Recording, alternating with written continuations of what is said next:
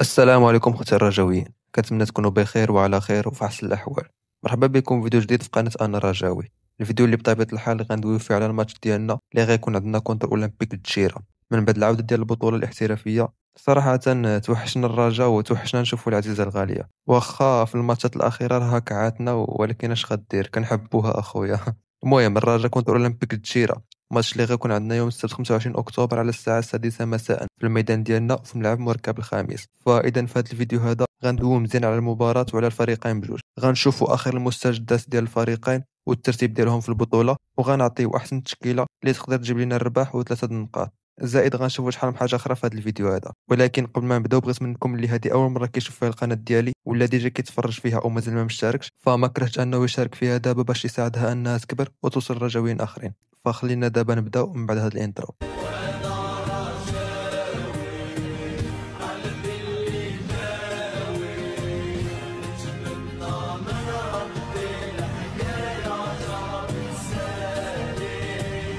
السلام عليكم مرة أخرى.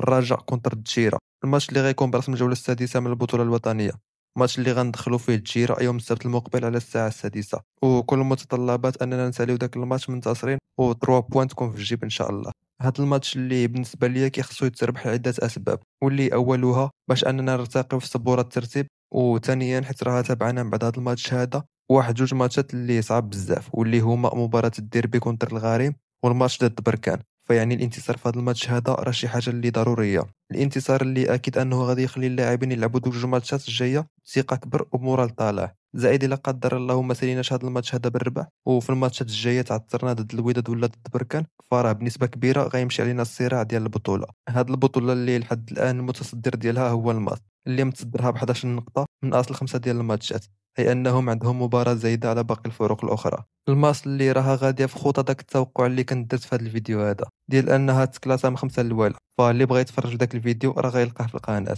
المهم التشيره اللي مكلاسين في الرتبه 6 7 ديال النقاط من اصل خمسه ديال الماتشات، اما حنا الرجاء مكلاسين في الرتبه الخامسه ب 8 ديال النقاط من اصل 4 ديال الماتشات. ففي حاله الانتصار ديالنا فغادي نوصلوا للنقطه رقم 11 وغنكونوا مع اصحاب مقدمه الترتيب ولو مؤقتا. اخر ماتش للتشيره قبل المواجهه ديالنا كان كونتر الزمامره واللي خسروا فيه بنتيجه هدف مقابل صفر. اما بالنسبه لنا حنايا فاخر ماتش في البطوله تعادلنا فيه مع الماس من بعد ما كنا قراب من الفوز. ايضا حتى اخر وديه لعبناها كونتر اكادير حتى هي تعادلنا فيها. المهم هذا الماتش هذا كونتر الجيرة راه الفوز فيه شي حاجه اللي ضروريه بزاف باش كما قلنا نرجعوا للسكه ديال الانتصارات قبل دوك الجوج ماتشات اللي غيكونوا عندنا صعاب.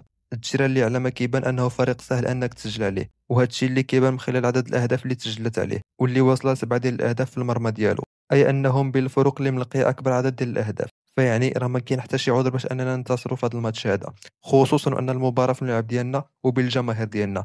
وبلا ما نساو انهم بعد هذا الماتش هذا راه عندنا ماتش الديربي كونتر الغريم، فإلا بغاو اللاعبين بقيادة المدرب فاضلوا انهم يدخلوا داك الديربي بمورال طالع فراه خاص يربحوا هذا الماتش هذا ديال التشيره. بالنسبه للمواجهات المباشره بين الفريقين فاللي قدرت تلقاه هو انه تلعبوا ثلاثه ديال الماتشات فقط من هاد جوج فروق، وهكا كانت النتائج ديالهم. الرجاء ربحات ماتش وتعادلات ماتش وخسرت ماتش. اما من اهم اللاعبين اللي عند التشيره كاين اللاعب ايوب بن عدي اللي مسجل ثلاثه ديال الاهداف، ولو ان جوج اهداف من دوك الثلاثه اللي سجلهم كانوا من ركله جزاء. على اي بالنسبه للسكواد ديال النسور فراه على ما يبدو انها التشكيله كلها حاضره ومستعده للماتش ديال يوم السبت. فيعني ان عند المدرب كل الصلاحيات باش انه يختار لنا احسن تشكيله اللي تقدر تجيب لنا ديك 3 بوين ان شاء الله. اما بالنسبه ليا فالتشكيله اللي غنتوقع انا غتكون على هذا الشكل هذا، واخا كنظن انه المدرب غادي يغير هذه المره شي حاجه، لكن انا كنتوقعها هكا. حيت البدايه غتكون بحراسه المرمى واللي غيكون تما هو مهدي الحرار. ثنائي الدفاعي صراحه كاين تحفظ، لكن كنتوقع تما بانون وخفيفي. الاظهره غيكون تما بولكسوس وبالعامري، وان شاء الله يبانوا بالمستوى ديالهم اللي يعودونا عليه.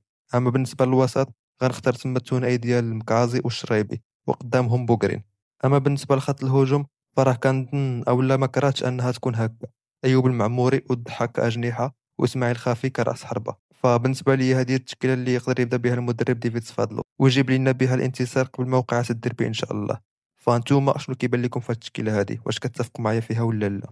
الا كنتم ما كتفقوش معايا فيها فتقدروا تحطوا لنا التشكيله ديالكم او الاسماء اللي كتشوفوا انهم خاص يتبدلوا باسماء اخرى. المهم ماتش الرجاء كونتر الجزيره ماتش خاص يتربح باي ثمن باش نرتقيو في سبوره الترتيب ونمشيو للمواجهات الجايه بمورال زوين. المواجهات الجايه اللي غيكون عندنا فيهم ماتش الديربي، فالانتصار في هذا الماتش هذا غيخلينا نفكروا في الديربي وحنا مرتاحين. فمهم اخوتي، كنظن بلي حتى لهنا كنكون وصلنا لاخر الفيديو. شكرا لكم على المشاهده. قبل ما نمشي بغيت منكم اللي مازال ما مشتركش يشترك دابا ويخلينا نوصلوا ديك 5000 رجاوي في اقرب وقت. بالنسبه للناس اللي بغاو يدخلوا عندي الانستغرام فراه هو هذا. مهم دابا ما بقى لي نقول لكم تهلاو في راسكم وديمارار.